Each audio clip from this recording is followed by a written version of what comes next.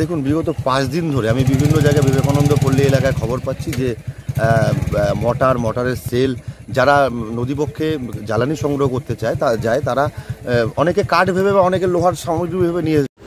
সিকিমের প্রাকৃতিক বিপর্যয়ের পর তিস্তা অববাহিকার বিভিন্ন জায়গা থেকে উদ্ধার হয়েছে সেনাবাহিনীর মর্টার শেল, কিন্তু ঘটনার 5 দিন পার হয়ে যাওয়ার পরেও এখনও জলপাইগুড়ি শহর সংলগ্ন তিস্তা পাড়ের বিবেকানন্দ পল্লী এলাকায় বেশ কিছু মর্টার শেল পড়ে থাকায় আতঙ্কিত স্থানীয় বাসিন্দারা। তাদের বক্তব্য, এলাকার কোথাও রাস্তার পাশে, কোথাও চাষের জমিতে মিলেছে এই শেল। গত 4 দিন থেকে একইভাবে ওই বিস্ফোরকগুলি পড়ে আছে। স্থানীয় পঞ্চায়েত মারফত পুলিশকে জানানো হয়েছিল, কিন্তু কোনো ব্যবস্থা নেওয়া হয়নি। সিকিম বিপর্যয়ের পরে সেনাবাহিনীর ক্যাম্প ভেসে যাওয়ায় জলের তোড়ে সেনার ব্যবহার করা বিভিন্ন সরঞ্জাম ভেসে আসে তিস্তা দিয়ে, যার মধ্যে এই মর্টার শেলগুলিও ছিল।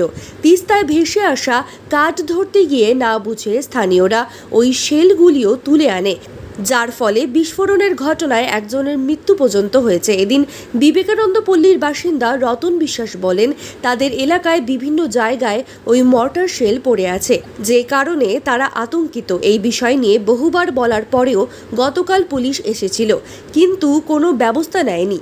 এদিকে এলাকার প্রধান রাস্তার পাশে ওই শেল পড়ে থাকায় স্থানীয় শিশুরাও ওই রাস্তা দিয়ে স্কুলে যেতে চাইছে না।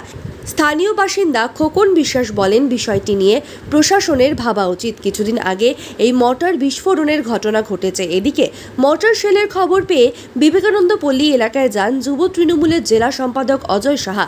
তিনি বলেন, এই ঘটনা কেবল এই এলাকায় নয়, তিস্তার পাড়ের বিভিন্ন জায়গা থেকে এই খবর গত 2-3 দিন থেকেই পাওয়া যাচ্ছে। যারা নদী থেকে এই শেলগুলি তুলে নিয়েছিল তারা রাস্তার ধারে রেখে যাচ্ছে। সুতরাং প্রশাসন এবং সেনাবাহিনীকে এই শেলগুলি উদ্ধারে আরও তৎপর হতে হবে। দেখুন, বিগত 5 দিন ধরে আমি বিভিন্ন জায়গায় বিবেকানন্দ পল্লী এলাকায় খবর পাচ্ছি যে মোটরের সেল যারা নদীপক্ষে জ্বালানি সংগ্রহ করতে চায় তারা অনেকে কাঠ ভেবে বা অনেকে লোহার সামগ্রী ভেবে নিয়ে এসেছিলো। কিন্তু আপনারা জানেন যে বিগত 3 দিন আগে একটা এলাকার মানুষ এই মোটর সেল খুলতে গিয়ে 2 জন মারা যায়, এবং মারা যাওয়ার পরে যখন ঘটনার খবর প্রকাশ পায় তখন সকলেই যারা বাড়িতে এনেছিল তারা সব জিনিসগুলো নিয়ে রাস্তার ধারে রেখে যাচ্ছে। এই রাস্তার ধারে রেখে যাওয়াটা আরও ভয়ঙ্কর, তার কারণ এই রাস্তা দিয়ে অনেক শিশু, এখানে একটা স্কুল আছে, সেই স্কুলের যাতায়াত করে, এবং শিশুরা তো এগুলো বুঝবে না।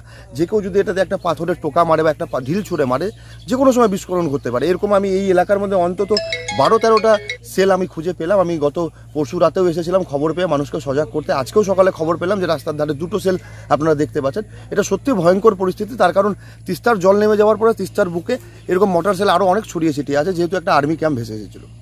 সেই সঙ্গে বলবো যে সেনাবাহিনীকে যথেষ্ট তৎপর হতে হবে, তার কারণ সেনাবাহিনীরই ভেঙে আসা জিনিস, যে জিনিসগুলো এখানে পড়েছে সেটার সম্বন্ধে পুলিশও সম্পূর্ণ অন্ধকার। আমরা যেরকম অন্ধকারে আছি, পুলিশও অন্ধকার, কারণ এই বোম ডিসপোজ করার ক্ষেত্রে যে প্রশিক্ষণ, সেটা আমার মনে হয় না যে পুলিশের কাছে আছে, সেটা সেনাবাহিনী জানবে তাদের অস্ত্রশস্ত্র সম্পর্কে। তাই সেনাবাহিনীকে অতি সত্বর এই জিনিসগুলোকে সরিয়ে নিয়ে গিয়ে নিষ্ক্রিয় করা প্রয়োজন। তা না হলে পরে একটা বড় রকমের দুর্ঘটনার আশঙ্কা করছি। এবং বিভিন্ন এলাকায় যেখানে যেখানে যাচ্ছি, আমি এতক্ষণ অবধি প্রায় 7টি জায়গায় পরিদর্শন করলাম এবং দেখলাম যে সত্যি রাস্তার ধারে আপনারাও দেখতে পাচ্ছেন ধান খেতে পড়ে আছে।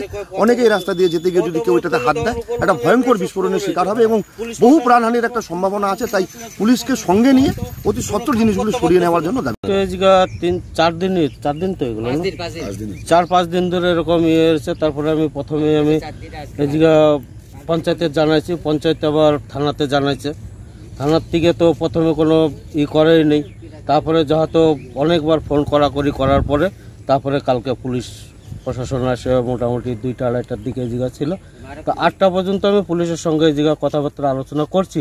তবে বৃষ্টি আসলো, তারপরে বললো যে আমরা কোথাও তো পঞ্চায়েতের বাড়ি পাঠাবে। তারপরে যে পুলিশ কখন গেছে না গেছে ওইটা আমি আর বলতে পারবো না। কিন্তু এখন আমার বাচ্চা কাচ্চা এই যে ওরা এখন এদিকে আসতেই ভয় পায়, ওর স্কুলে যেতে চাচ্ছে না, কিন্তু মেন রাস্তার ভিতর রয়েছে।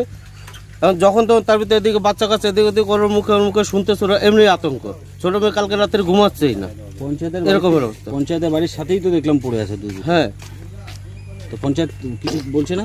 পঞ্চায়েত তো ব্যবস্থা করতেছে, যে থানায় যোগাযোগ করতেছে। কালকে তো পুলিশ আসলো। কতটা আতঙ্কে আপনারা? আমরা প্রচুর আতঙ্ক। আমি তো রাত্রে উঠে অনেক সময় আমি টর্চ মেরে আমার ওই দিক থেকে দেখি। কালকে আমি 2-3 বার উঠছি। আজকে কি পুলিশ আসছে? আজকে আসেনি এখনো।